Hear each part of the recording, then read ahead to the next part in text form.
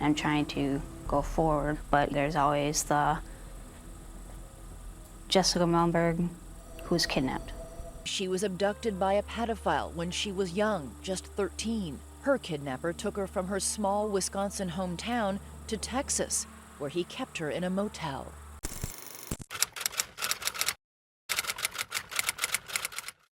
In 1995, in Stevens Point, Wisconsin, 13-year-old Jessyca Mullenberg fell victim to a disturbing case of stalking and abuse. Jessica's parents, Monica and Dale, had divorced when she was young, and Monica was granted primary custody while Dale lived in a trailer home in Eau Claire, Wisconsin, where Jessyca would spend weekends.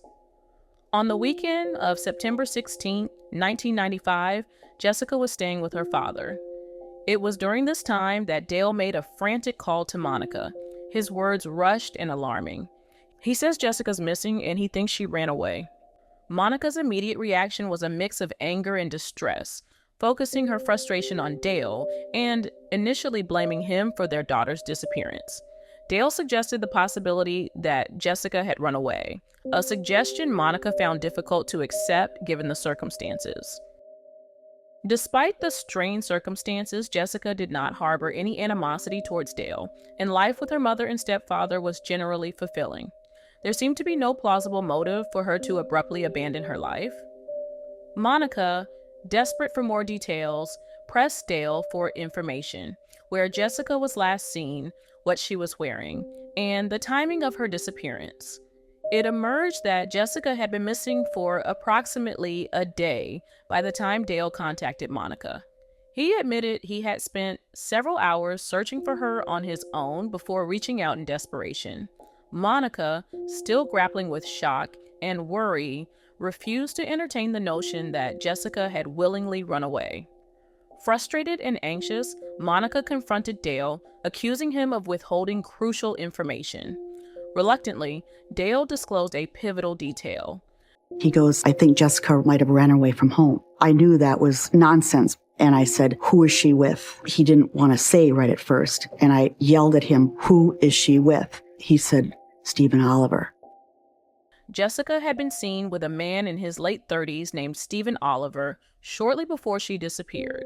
Stephen was a neighbor of Dale's, and alarmingly, this wasn't the first time the Mullenbergs had encountered him.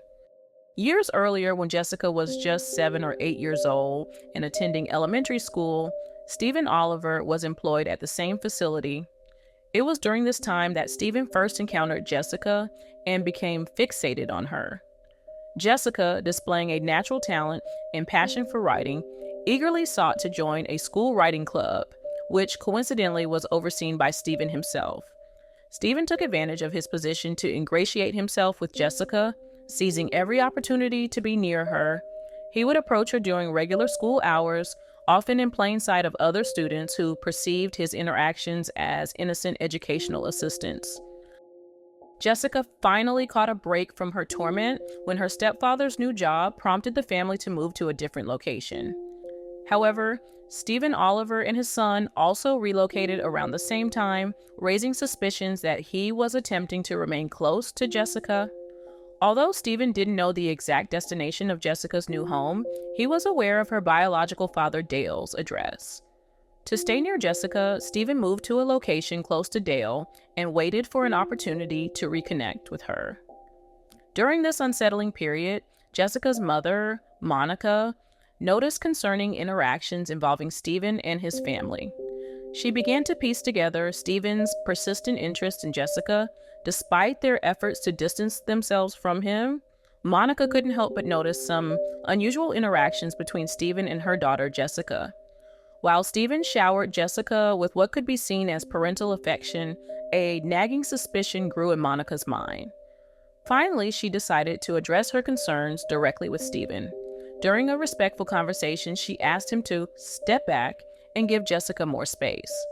To her relief, Stephen seemed understanding and apologetic. At the time, Stephen was a single dad. This, along with Jessica's frequent visits to his house to play with his son, may have led some to believe Stephen's attention was simply fatherly care. However, these visits, once seen as innocent, now cast a shadow of suspicion. While I won't delve into the disturbing details, what initially appeared heartwarming took a sinister turn. Stephen allegedly used this opportunity to manipulate and indoctrinate the young Jessyca.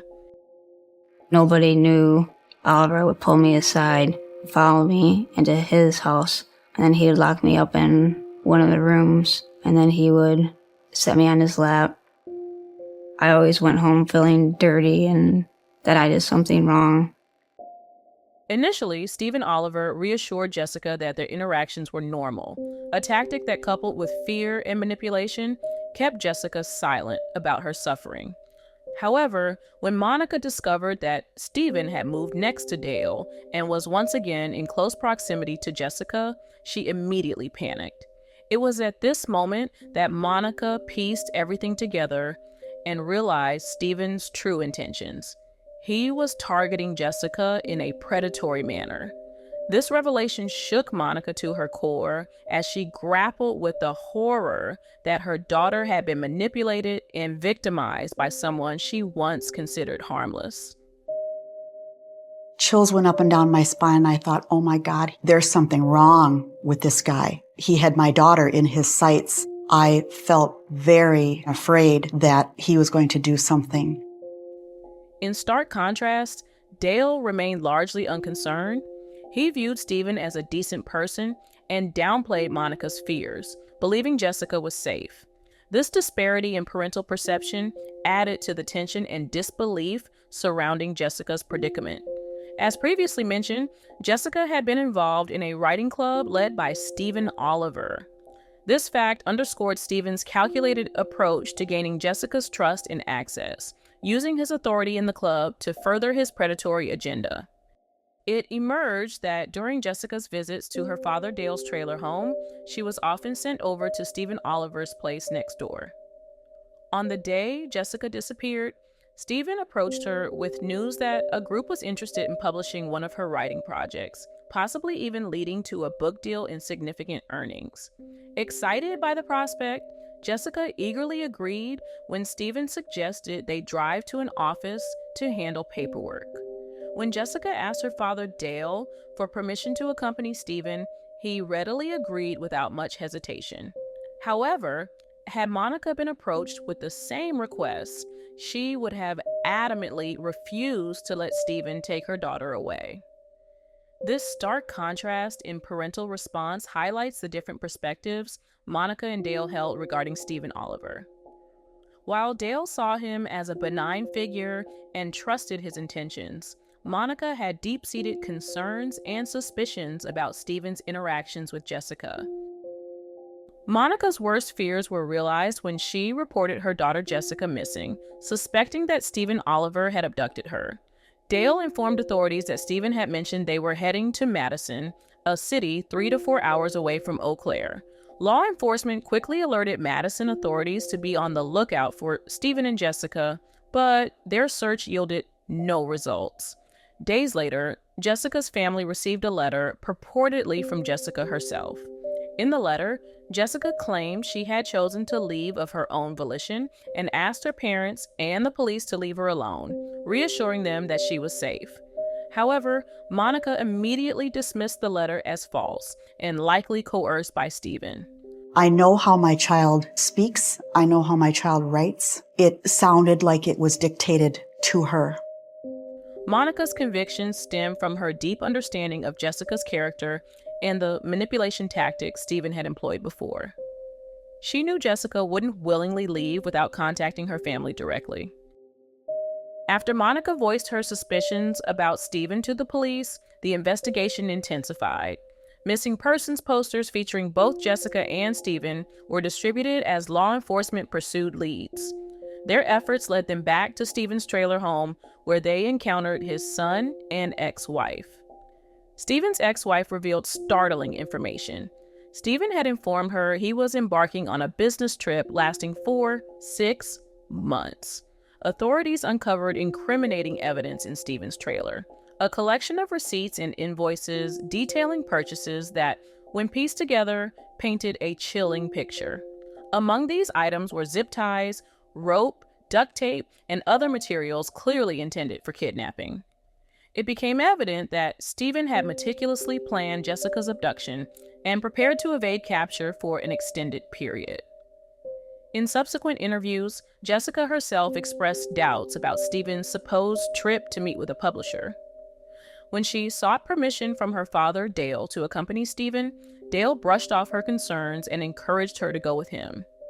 My dad set me aside. Oliver was there, and they said that, you're going to go with him to get your book laid out and published. And I had asked, did my mom say it was okay? And they said yes. And I'm like, well, I don't think my mom would be okay with this, but I was a kid. I trusted what they said, so I did what they told me to do.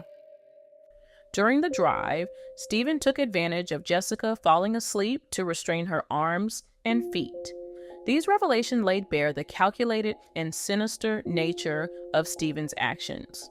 What initially appeared as a friendly gesture towards Jessyca had in reality been a carefully orchestrated plot to abduct her.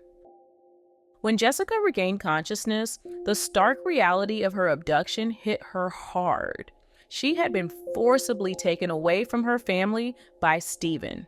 He verbally abused her, cruelly asserting that she was unloved and that no one cared about her. Day after day, Stephen repeated these demeaning lies, pushing Jessyca deeper into a profound sense of sadness and despair, unsure of what awaited her. Previously, Jessyca had been able to escape abuse by returning home, but now she was isolated and under Stephen's control. Stephen insisted Jessyca refer to him as Dad and adopted the alias Dave Johnson for himself, renaming Jessyca as Cindy Johnson. This forced identity change further disoriented Jessyca and reinforced her captivity. In November of that year, a significant breakthrough occurred in the investigation. Stephen's vehicle, a blue 1986 Oldsmobile Calais, was discovered abandoned in an airport parking lot.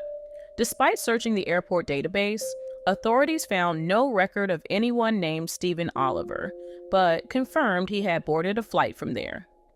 During interviews, it was disclosed that Stephen had wielded a weapon to coerce Jessyca during their arrival at the airport, underscoring the violent tactics he used to maintain control over her. There was no security, there's no surveillance cameras, there's no metal detectors. So he had a knife to the back of me the whole entire time. The discovery of Stephen's abandoned vehicle and his evasion of airport records intensified the urgency to locate Jessyca and apprehend Stephen, highlighting the severity of her abduction ordeal. Fearful of Stephen's threats and unable to reach out for help from the public, Jessyca found herself in a grim situation in Houston, Texas, where Stephen had secured a motel room for them. To evade detection, Stephen altered Jessyca's appearance to make it less obvious that she was the missing girl. Over the course of several agonizing months, Stephen subjected Jessyca to near daily assaults within the confines of the motel room. In moments when Stephen was absent, Jessyca desperately tried to devise escape plans. Initially, she attempted to exit through the front door, only to find it locked from the outside. Jessyca also attempted to use the motel room phone to call 911 in her family. However, Stephen had sabotaged the phone by tampering with its wiring, causing any dialed number to connect to an alternate one. For instance, calling 911 might unexpectedly connect to a different number, like 577, rendering Jessyca's attempts to seek help futile. Stephen's manipulative tactics and control over the situation intensified Jessyca's isolation and despair, making escape seem increasingly elusive. Jessyca's spirits plummeted as Stephen's relentless insults wore down her hope of being rescued soon. All I would think about was that he was right, that I was stupid because I couldn't even figure out how to call my mom on the phone. I didn't think that I would ever see my family again. Despite her despair, Jessyca's mother and stepfather spared no effort in their quest to find her.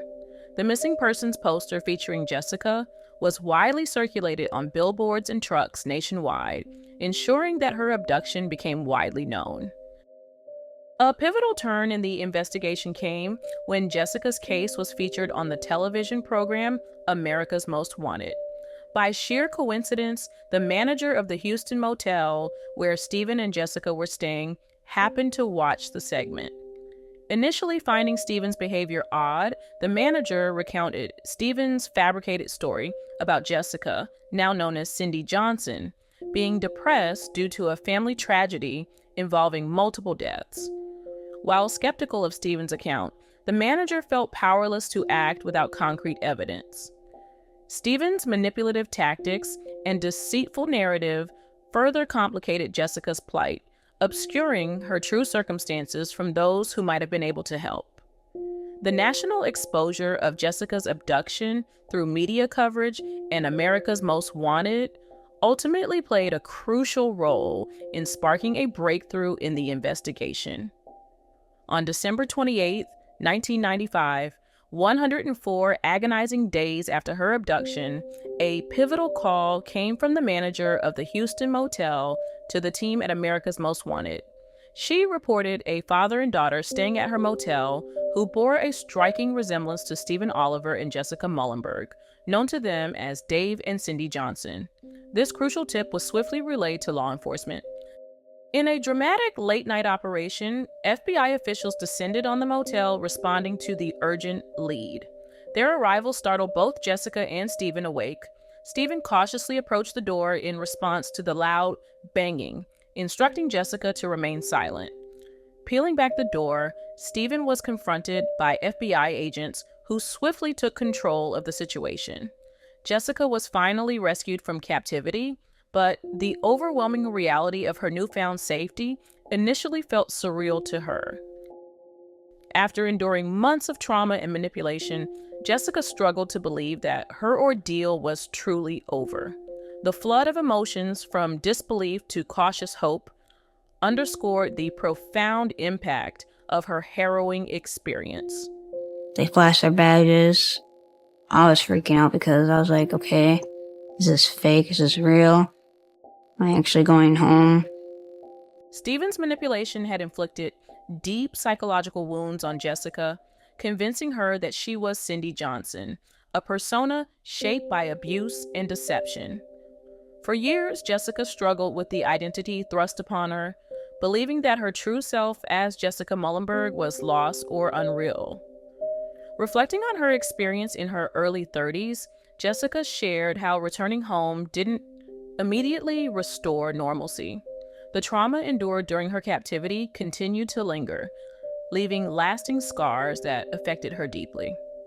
Despite the lingering effects of her abduction, Jessyca has found happiness in her life today. She is married with 2 children, creating a loving family of her own. Finding solace and support from her husband and children has been instrumental in her healing journey. Monica, Jessica's mother, experienced an overwhelming mix of euphoria and relief upon learning of her daughter's rescue.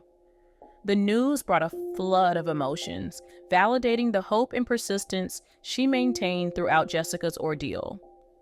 Like Jessyca, Monica struggled to comprehend the reality of Jessica's safe return after enduring such a prolonged and traumatic separation.